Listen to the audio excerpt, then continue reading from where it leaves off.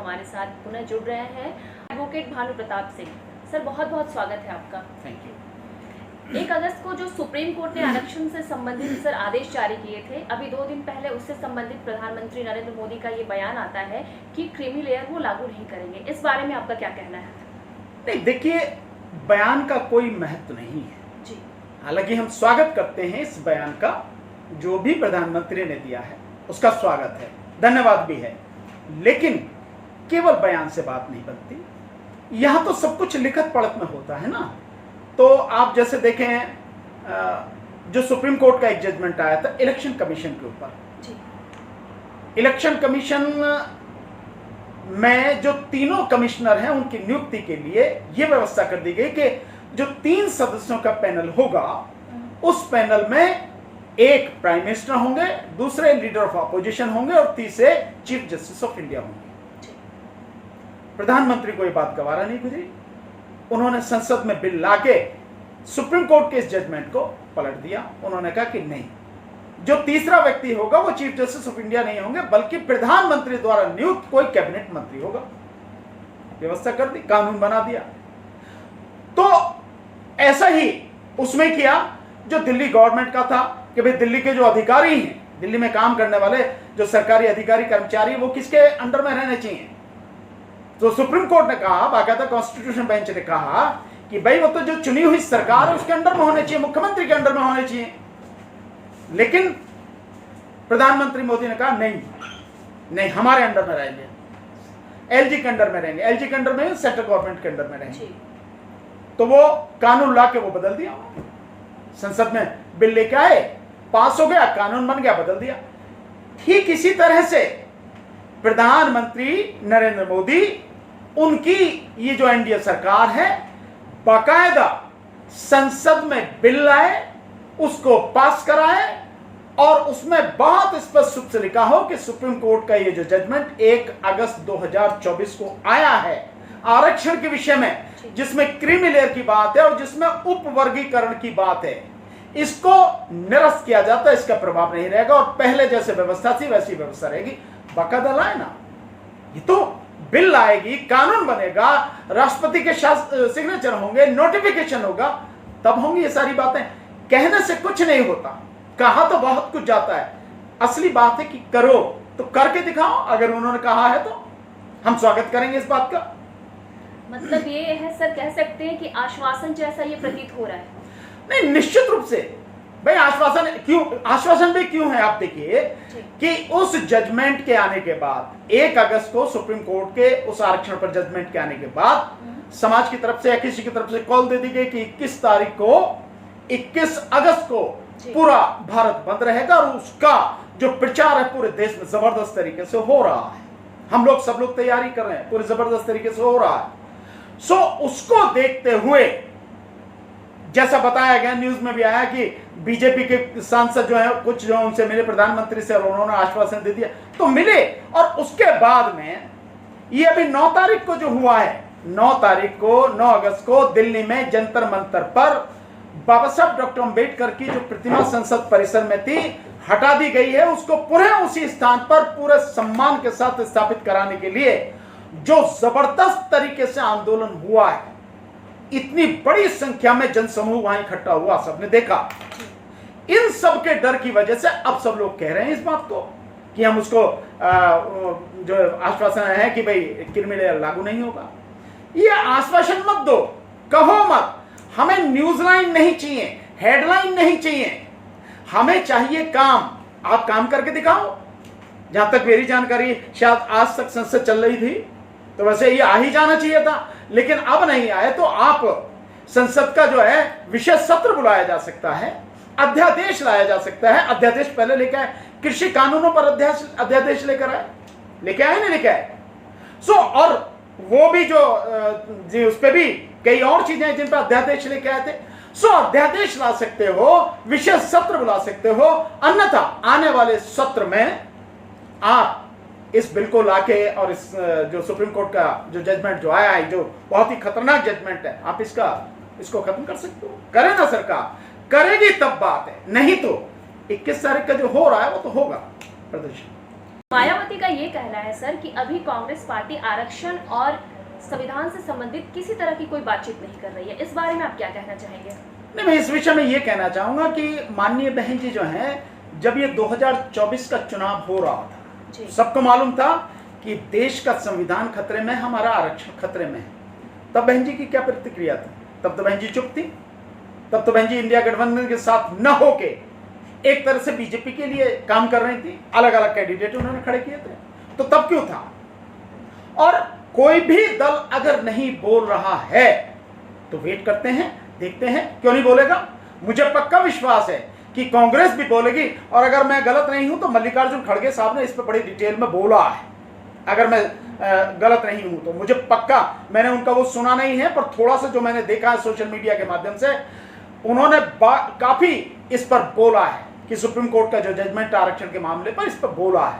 तो मल्लिकार्जुन खड़गे साहब का बोलना मतलब कांग्रेस का बोलना, कांग्रेस के राष्ट्रीय अध्यक्ष हैं वो, और उनका बोलना आप एक तरह से ये भी मान सकते हैं कि कहीं इंडिया गठबंधन का भी बोलना है। और अब तो माननीय अखिलेश यादव जी ने भी बोल दिया।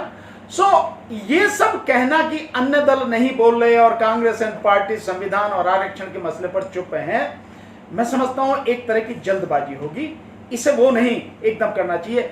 हर कोई राजनीति करता है, बहन जी भी राजनीति कर रही है, कांग्रेस भी राजनीति कर रही है, बीजेपी भी राजनीति कर रही है, समाजवादी पार्टी भी राजनीति कर रही है, बाकी सब भी राजनीति कर रहे हैं। तो अपने अपने राजनीतिक हितों को देखकर ही बोलते हैं, ये भी सच्चाई है। स्टैंड क्लियर कीजिए। अगर आप ये बात कह रही हैं कि ये सुप्रीम कोर्ट का जो जजमेंट है ये गलत है, तो स्वागत है आपका। आप ये कह रही हैं कि भाई सरकार इसको अध्यादेश लाके और कानून बना के इसको खत्म करे, बहुत बढ़िया, स्वागत है आपका, समाज आपका स्वागत करेगा इस बात का। जी, आज इससे संबंधित अखिलेश यादव का भी बयान आया है। वो कह रहे हैं कि सुप्रीम कोर्ट का ये जो आदेश है उससे मैं बिल्कुल भी संतुष्ट नहीं हूँ। इस बारे में सर आपका क्या कहना है? उतने दिनों से ये जो आदेश जारी हुआ है प्रधानमंत्री नरेंद्र मोदी या फिर संसद के थ्रू, उस बारे में अब तक उन्होंने कुछ नहीं कहा था, काफी देर हो गई उनको बोलने में, इस बारे में आप कुछ बताएंगे? नहीं, अच्छा किया, माननीय अखिलेश यादव जी का स्वागत है कि उन्होंने इस संबंध में अपनी राय जाहिर की और सुप्रीम कोर्ट के जजमेंट से असहमति जो है उन्होंने व्यक्त की है। बहुत अच्छा है, उससे सहमत होना भी नहीं था, क्योंकि जो समाज को बांटने वाली चीज है, जो समाज को बांटने वाला आदेश है, कोई भी जजमेंट है, उससे कोई भी समझदार व्यक्ति सहमत नहीं हो सकता। तो बहुत बहुत धन्यवाद माननीय अखिलेश यादव जी का, समाजवादी पार्टी का, कि उन्होंने इस मामले पर वो हमारे साथ में है, समाज के साथ में है। धन्यवाद उनका। ये बात सही है कि थोड़ा सा और होता तो लोगों में और उत्साह होता, खुशी होती अगर और जल्दी आ जाता, लेकिन फिर भी कम से कम उन्होंने कहा इस बात की, ये बहुत बड़ी बात है, उसके लिए धन्यवाद उनका। जब से अखिलेश यादव का बयान आया है उन पे कटाक्ष होने शुरू हो गए। दो तरह की चीज़ें उससे रिलेटेड बातें हो रही है उनके बारे में। पहला ये कि कहीं वो दबाव में आके तो ये बयान नहीं दे दिए, और दूसरी चीज़ ये कि कहीं वो अपनी दूसरी तरह की राजनीतिक रोटी तो नहीं सेक रहे हैं। सर, इस बारे में आप क्या कहेंगे? तो जिन्होंने आश्वासन दिया है कि क्रीमी लेयर हम लागू नहीं करेंगे, मैं सीधा सीधा कहूँ प्रधानमंत्री ने, तो वो क्या कर रहे हैं? वो क्या राजनीतिक रोटी नहीं सेक रहे? क्या बहन जी जो कर रही हैं, क्या वो राजनीतिक रोटी नहीं सेक रहे हैं? एक बात। दूसरी बात, मतलब जिस तरह से कहा जा रहा है, और जो लोग ये बात कह रहे हैं, मैं ये मानता हूं कि अगर कुछ दिन की देरी हो गई है, निश्चित रूप से ये देरी एक प्रश्न चिन्ह खड़ा करती है, लेकिन इस देरी में ऐसा तो कहीं नहीं कहा उन्होंने अखिलेश यादव जी ने कि वो जो सुप्रीम कोर्ट का जजमेंट है उसका समर्थन करते हैं, ऐसा तो नहीं कहा ना उन्होंने कभी। हाँ, अब जो कहा है उन्होंने यही कहा है कि वो उससे सहमत नहीं है जो सुप्रीम कोर्ट का जजमेंट है। इसका मतलब यह है कि सुप्रीम कोर्ट के जजमेंट के खिलाफ है वो समाज को बांटने की किसी भी कोशिश का विरोध कर रहे हैं, तो ये अच्छी बात है। और जो लोग इस बात का विरोध कर रहे हैं, मैं समझता हूं उन्हें अपनी सोच समझ का जो दायरा है वो बढ़ाना चाहिए, व्यापक करना चाहिए, व्यापक परिदृश्य में इन सारी चीजों को देखना चाहिए। बस इतना ही मैं कह सकता हूं। आरक्षण से संबंधित जो मुद्दा चल रहा है सर देश में, आपको क्या लगता है कि 21 अगस्त को जिस तरीके से तैयारियां हैं, जोर शोर से आप लोग कर रहे हैं 21 अगस्त को प्रोटेस्ट? नहीं, देखिए, मैं ये मानता हूं कि मैं एक बात मैंने पहले भी कही है, फिर आपके सामने कहता हूं जी, कि एक तो कोई भी व्यक्ति अगर इस तरह की कोई घोषणा करता है, उस व्यक्ति को बहुत सोच समझ के ये काम करना चाहिए। बल्कि मैं ये कहूंगा कि सोच समझ के नहीं, सोच समझ के पहले समाज के जो जितने भी कम से कम उस व्यक्ति की जानकारी में है लोग, और आजकल तो सोशल मीडिया है, आप ओपन डिबेट के लिए जो है या लोगों को एक साथ बिठाकर उस पर सहमति, आम सहमति बनाने के लिए कि हमें क्या करना चाहिए क्या नहीं करना चाहिए, उस पर चर्चा करने के लिए एक मैसेज देना चाहिए। ऐसा दिया नहीं गया, क्योंकि आप भारत बंद की बात कर रहे हैं। इट्स नॉट ए जोक, ये जोक नहीं है, ये भारत बंद का मसला है, समाज का मसला है।